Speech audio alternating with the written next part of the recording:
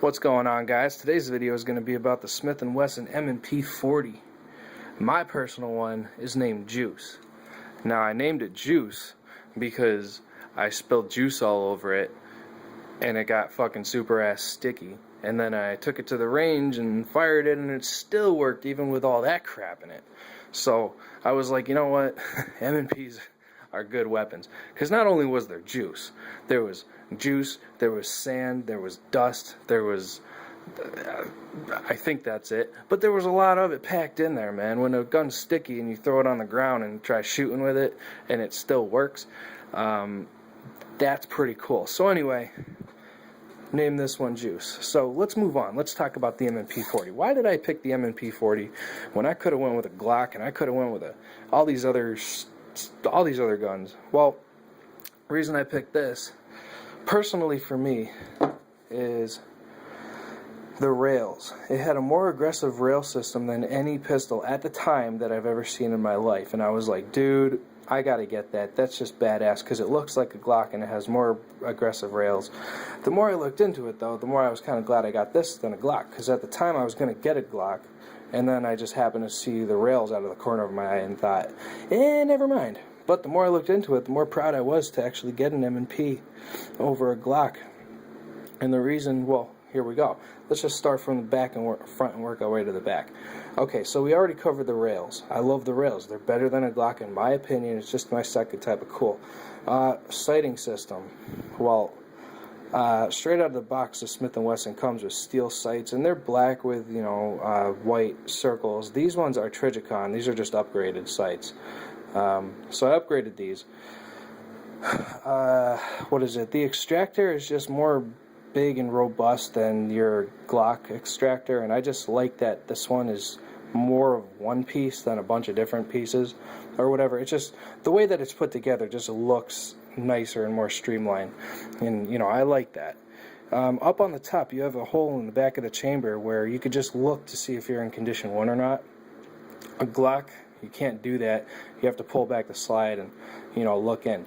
I guess the extractor might be able to tell you if it's poking out a little bit, but there's no visual aid to actually show you, and this I like. Inside the feed ramp is actually Teflon coated, so it's a nice slick,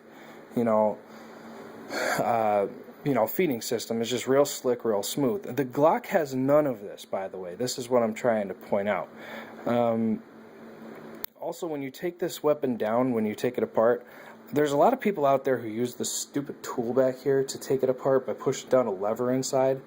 That's cool because you don't have to pull the trigger, but if you wanted to, you could just take it apart by pulling the trigger and, bringing your levers down and everything and all that crap. But basically, you don't need to push any levers down. You just need to pull the trigger, because that lever pushes the sear down on the back, which allows the slide to come off.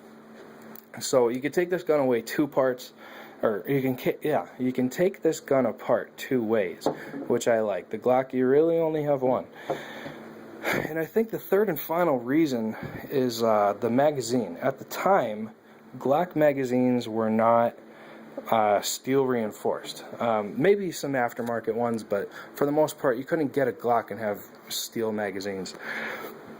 What I did is I chose this because it has steel magazines, and the significance of the steel is that when a Glock magazine is fully loaded and you press the magazine release, the magazine does not fall out of your gun, or that's been my experience anyway. Magazine does not just fall out of your gun, which is good and it's bad. I consider it to be a bad thing. The magazine just falls right out because it's a steel magazine. The reason that the Glock magazines stay in is because they're polymer and they expand when they're fully loaded, which, I don't know, could be a good thing or it could be a bad thing. I look at it as a bad thing because basically if you're, say you have your gun in hand and you're in some fucked up situation where now all of a sudden you're fighting over your own pistol, which is a scary situation, you want to be able to drop your magazine and disable that guy's ability to fire a shot off at you. That is, your number one thing. a lot of these M&Ps, if you drop your magazine and you have a round in the chamber, you cannot fire the weapon unless a magazine is inserted into the weapon. So in that same scenario, with a Glock, you try and drop your magazine, it's not going to work, and you're probably still going to get shot at least once if you lose that fight. With this one, I could drop my magazine. Well, this one actually still fires while there's a magazine in it, and it even says this. Let's wait for it to focus. Caution, capable of firing with magazine removed. Okay, so there's some models that cannot fire with a magazine removed, and that's kind of what I thought I was getting at first, but then I realized I wasn't. But anyway, I just like to be able to drop the magazine, and at least at that point, you know, bad guy only has one shot. Alright, so anyway, moving on. Actually, I think that's it for the reasons I bought the M&P instead of a Glock. Yeah, that's pretty much it. Plus the back strap is, you know, adjustable, but I know that I think the Gen 4s have adjustable back straps now. Another reason that pretty much the selling point for me was it says military police right there in the pistol grip.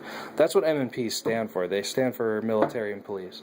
I'm actually Navy military police reserve, and I'm a contract guard on the side for, not on the side, but my full-time job is a contract guard. So I like that this said military police and all that, because, you know, it's military police. So anyway, moving on. Why did I go with a 40 caliber instead of 9mm or 45? Well, it's not middle of the road logic. It's actually something I thought about for a long time, because at the time I was like, hey, you know, 9mm are good guns. Well, they are. 9mm is a good round. Now, well, I won't get complicated. I'll just keep it simple. 9mm works very effective. Guess what? 40 caliber works just a little better. You cannot deny that logic. You can't. It's fucking fact. So 9mm is a very effective round. 40 caliber is a more effective round. A 45 is a more effective round. But the thing is, with a 45, I think you only get 10 rounds in this.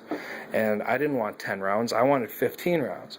So when I was looking for this, I was thinking 9mm get 15 rounds in the magazine. That's awesome. That's what I want. And then once I saw 15 40 caliber rounds for your pistol, I was like, alright, I'm sold. Same magazine count that I was looking for with an upgraded round. So I was like, hell yeah, dude, that's fucking perfect for me. So yeah, I fire these 40 calibers and not 40s, and fire the 40 calibers, not the 45s and not the 9s. 40 caliber is pretty much the only caliber that I shoot out of my pistols.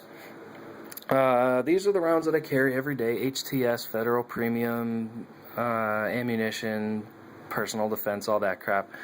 The thing I don't like about these is that after about 2 months, this happens to your fucking pistol cartridges while they're in there. So you gotta make sure you change them out. This one, I bet you've never seen something so fucking disgusting unless you're familiar with this ammo. How the hell does that happen? Do you see that crimping all the way around the actual bullet?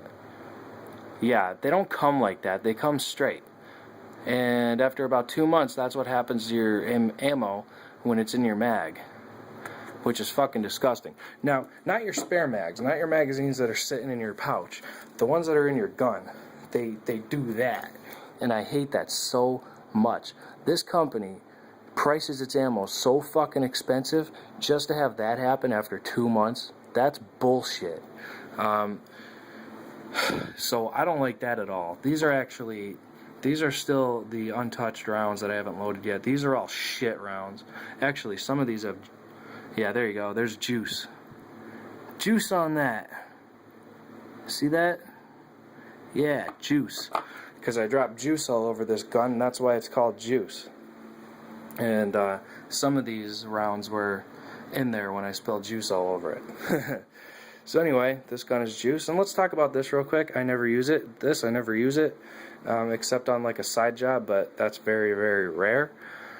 But I just wanted them in there for, you know, aesthetics, to make everything look cool. But that's pretty much it for my Smith & Wesson M&P 40. I love the gun. I wouldn't choose any other, even if I had a choice. And I love 40 cal. So anyway, guys, have a good one. Be safe.